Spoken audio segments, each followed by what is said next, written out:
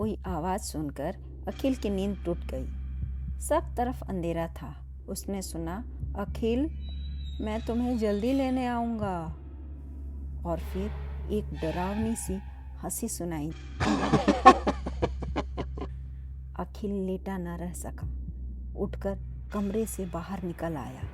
घर में सब सो रहे थे। मन हुआ सबको जगा दें, लेकिन फिर रुक गया। सोचने लगा, कहीं ये मेरे मन का वहम तो नहीं। उधर कई दिनों से ऐसा हो रहा था। रात में एकाएक यही आवाज़ आती और नींद टूट जाती। अखिल बहुत सुस्ता, पर कुछ समझ ना पाता। आवाज़ हमेशा जंगल की ओर से आती हुई लगती थी। अखिल के पिता गंगासरन शहर के नामी रईस थे।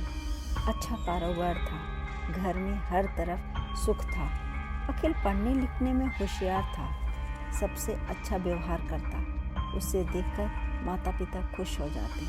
गंगासरन पत्नी से कहते, देख लेना, एक दिन अखिल बहुत बड़ा आदमी बनेगा। अखिल मन में भी सचमुच कुछ कर दिखाने की लगन थी।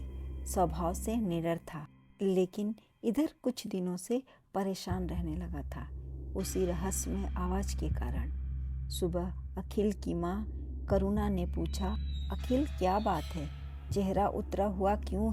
रात में ठीक से नींद नहीं आई क्या? अखिल ने मौका देखा तो माँ को रात वाली घटना बता दी। सुनकर करुणा का चेहरा पीला पड़ गया।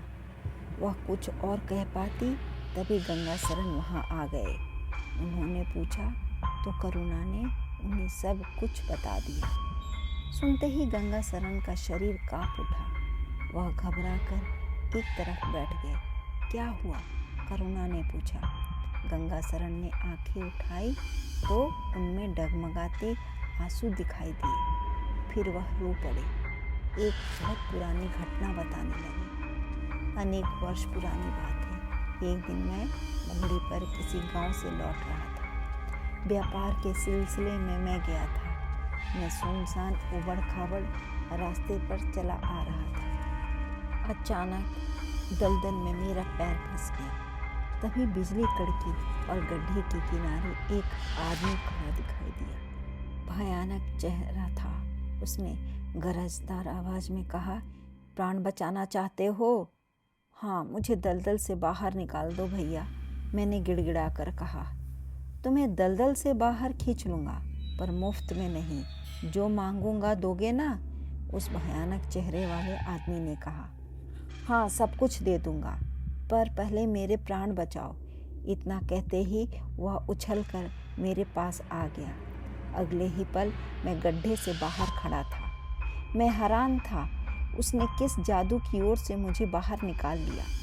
तभी उसने कहा, आप अपना वादा पूरा करो, मुझे वह चीज़ दो जिसके बारे में तुम कुछ नहीं जानते। उसकी विचित्र बात सुनकर मैं चक्कर में पड़ गया। मैंने कह दिया, मैं उसे वह चीज़ कैसे दूंगा जिसके बारे में मुझे कुछ पता नहीं। वह सब मुझ पर छोड़ दो, तुम तो बस हाँ कर दो। उस व्यक्ति ने कहा। मैंने हाँ कर दी। फिर पूछा, लेकिन यह तो बताओ कि तुम हो कौन? अग्नि राक्षस, उसने कहा और वहाँ से अदृश्य हो गया। मैं डर कर वहाँ से भाग खड़ा हुआ। कुछ दूर मेरा घोड़ा खड़ा मिल गया। उस पर बैठकर मैं घर चला गया। घर में घुसते ही पता चला बेटे ने जन्म लिया है, यानी तुमने। गंगासरन ने बात खत्म करके अखिल की ओर इशारा किया। कमरे में सन्नाटा छा गया। तो क्या वह आवाज़ अग्नि राक्षस की है और वह सचमुच मुझे लेने आएगा? अखिल ने कहा। पिता ने उसे दिलासा दिया। घर के चारों ओर पहरा लगवा दिया गया, पर रात को अखिल को अग्नि राक्षस की आवाज़ रोज सुनाई देती थी। अखिल, मैं जल्दी तुम्हें लेने आऊँगा। आवाज़ सुनते ही अखिल की भुजाएं फड़कने लगती। मन चाहता अभी जाकर अग्नि राक्षस से भिड़ जाएं, लेकिन वह जानता था माँ बाप उसे कभी नहीं जाने देंगे। आखिर एक रात जब वे सो रहे थे, वह घर से चल दिया। कमरे में पत्र लिख कर रख दिया। कई दिन सफ़र में बीत गए। अब वह बहुत थक चुका था। अंधेरा हुआ तो वह सोच रहा था कहीं सिर छिपाने के लिए जगह मिले तो कुछ देर आराम कर लो। एकाएक पेड़ों के बीच रोशनी की चमक दिखाई दी। जरूर कोई मकान होगा, शायद जगह मिल जाए। यह सोचकर वह तेजी से आगे बढ़ा। एक बुढ़िया पेड़ के सामने खड़ी पूजा में मग्न थी। अरे भाग जा, चला जा, बंधुला आ गया तो न जाने क्या कर डाले। बुढ़िया ने थरथराते स्वर में कहा। कौन बंधुला?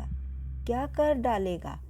तुम इतनी डरी हुई क्यों हो? अखिल ने पूछ लिया। कौन है? किससे बातें कर रही है माँ? अखिल ने देखा, कद्दावर बदन, बड़ी बड़ी मूछें, हाथों में तलवार। उसने कहा, लगता है तुम ही बंधुल हो। हाँ, मैं बंधुल हूँ। सारी दुनिया कांपती है मुझसे। राजा महाराजा तक डरते हैं। घने वन में मेरा हुक्म चलता है। चलो निकालो, क्या है तुम्हारे पास? मरने को तैयार हो जाओ। बंधुल ने तलवार चमकाकर कहा। नंगी तलवार देखकर भी अखिल डरा नहीं। बोला, मैं तो मरने ही जा रहा हूँ, अग्नि राक्षस की खोज में। मैं तलवार से डरने वाला नहीं हूँ। अग्नि राक्षस, यह कौन है? बंधुल ने जानना चाहा। अखिल ने बताया। बंधुल ठठाकर हंस पड़ा। हो, यह छोकरा लड़ेगा राक्षस से। अखिल ने कहा, हाँ, मैं लड़ूंगा उससे, बस वह मिल जाए। अब बुढ़िया बोल उठी। बंधुल, यह छोकरा मौत से लड़ने जा रहा है। यह कोई मालदार व्यापारी नहीं है जो तू इसे डरा धमका कर लूट ले। माँ की बात सुनकर बंधुल कुछ पल चुप रहा, फिर बोला, हाँ, इतने वर्षों में पहली बार ऐसा कोई आया है जो मुझसे आंखें मिला सके।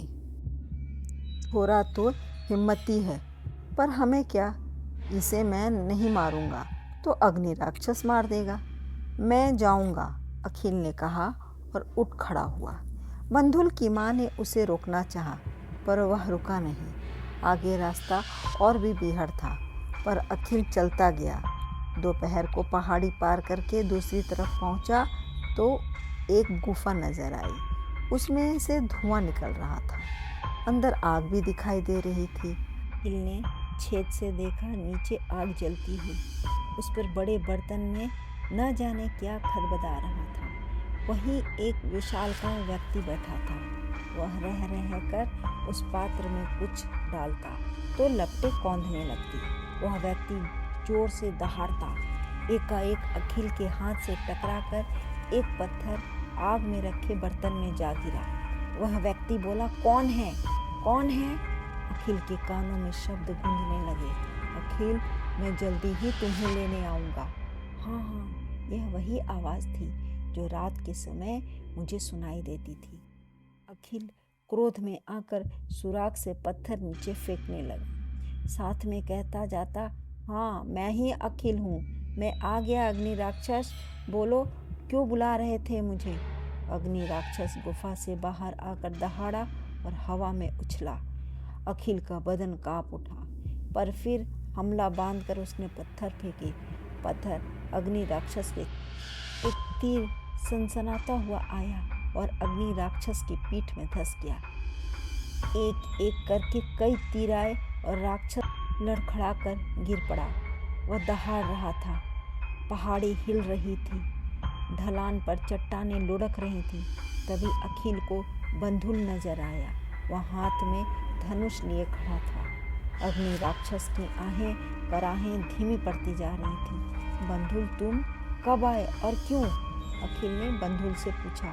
माँ ने कहा और मुझे भी लगा जीवन में एक काम तो अच्छा करना चाहिए, बस मैं भी तुम्हारे पीछे पीछे चल दिया, लेकिन इस तरह चला कि तुम्हें पता ना चल सके। जब मैंने राक्षस को झपटते देखा तो जहरीले तीर चला दिए, वरना वह तुम्हें मार डालता। बंधुल के घर जाकर उसने माँ बेटे से विदा ली तो दोनों रो पड़े। बंधुल की माँ ने कहा, तूने इसे बदल दिया। जो काम कोई न कर सका वो तूने कर दिखाया बेटा, तू धन्य है। कुछ देर बाद अखिल मुस्कुराता हुआ अपने घर की तरफ जाने वाले रास्ते पर बढ़ रहा था। इधर अखिल के माँ बाप अपने बेटे को लेकर चिंता में पड़े हुए थे। जब उन्होंने अखिल को वापस घर आते देखा तो खुशी से फूले न समाए और उन्होंने अखिल को गले से लगा लिया। अखिल ने अपने माता पिता को उसके साथ रास्ते में घटने वाली सारी घटना को कह सुनाया, जिसे सुनकर उसके माता पिता बहुत अचंभित हुए और बेटे को प्यार किया। धन्यवाद।